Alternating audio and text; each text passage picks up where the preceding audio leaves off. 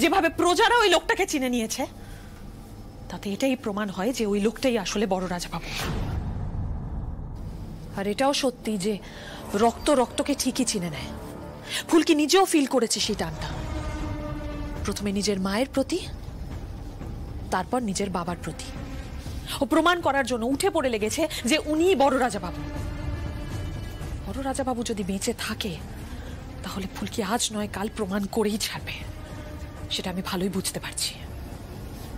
বড় রাজাবাবুকে প্রথমে ভুরসুট গ্রামে পাওয়া যায়, সেখানের বালির চরে ঠেকেছিল, যেখানে চোরাবালিতে তুমি রোহিত আর ফুলকিকে মারার চেষ্টা করেছিলে, সেখানে। ওখানেই তো ঠেকার কথা, জাঙ্গুলি নদীর ধারে ভুরসুটের চরে, ওখানেই ঠেকার কথা। আমি লোকও পাঠিয়েছিলাম খুঁজে বার করতে, কিন্তু ওরা খুঁজে পায়নি। এখন আমি বুঝতে পারছি ওটা মৃত্যু সংবাদ ছিল না, 24 বছর পর ফিরে আসার যুদ্ধের তামামা ছিল।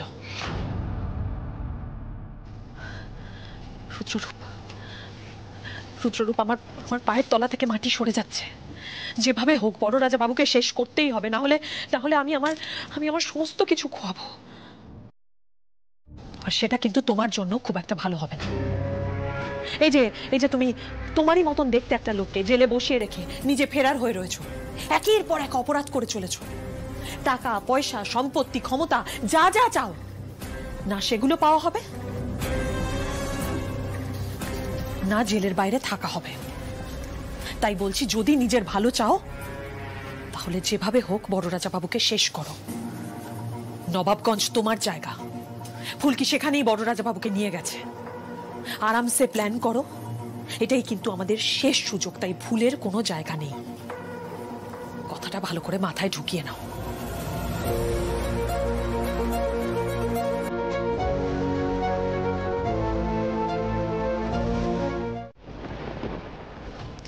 বাবুর সংসারটা ভাঙলো, হয়তো সেটা ভালোর জন্য, কিন্তু আমার ধানু, ওর সংসারটাও ভেঙে গেল। এটা কি ভালোর জন্য হলো? আদিত্য তো খারাপ ছেলে নয়, তোরাই তো বলেছিস। ধানু তো ওকে ভালোবাসে।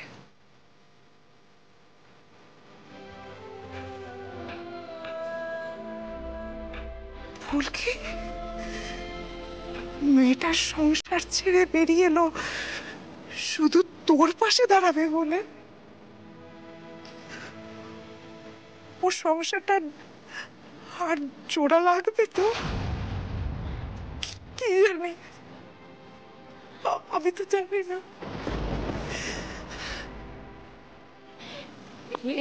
এই মেজো কাকি কিন্তু মাথা ঠিক নেই, সেই জন্য এইসব বলে ফেলেছে। তুমি তো মানুষটাকে চেনো, বলো তুমি কষ্ট পেও। মেজো কাকি,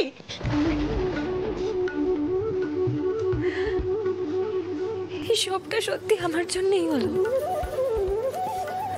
আমি একবারও ধানু দিদি দেখলাম না, শুধু ছোট রানীমার সাথে মোকাবেলা করে গেল। মা কালী, এটা কেন হলো?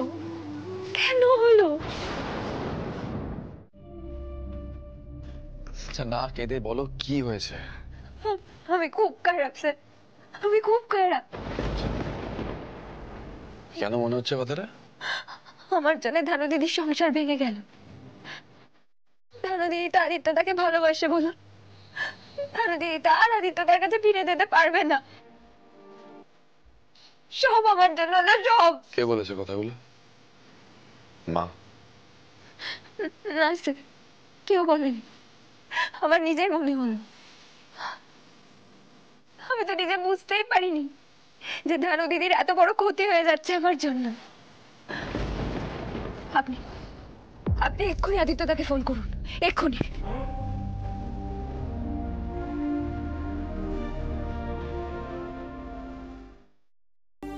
এই ফোনটা ধরুন, বলুন আমরা ধানু দিদিকে উকিল হিসেবে নেব না। বলুন কে হবে উকিল?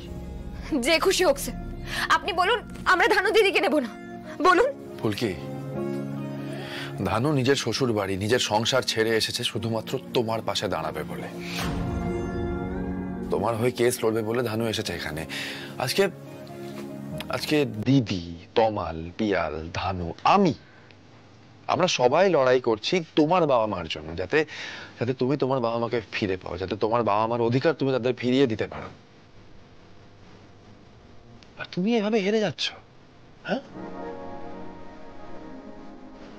কি মনে জোর আনো। দেখো মা, ধানু ফিরে যাবে না এখানে থাকবে, ও কেস লড়বে না ফুলকির পাশে দাঁড়াবে, এই সবটাই ধানুর সিদ্ধান্ত।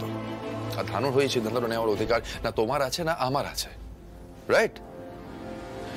আদিত্যকে ফোন করতে হবে তো করব, কথা বলবো ওর সাথে, কিন্তু এখন না, আজ তো নাই। একটু টাইম দাও, কদিন যাক, ওর রিয়াকশনটাও তো হ্যান্ডেল করতে হবে না।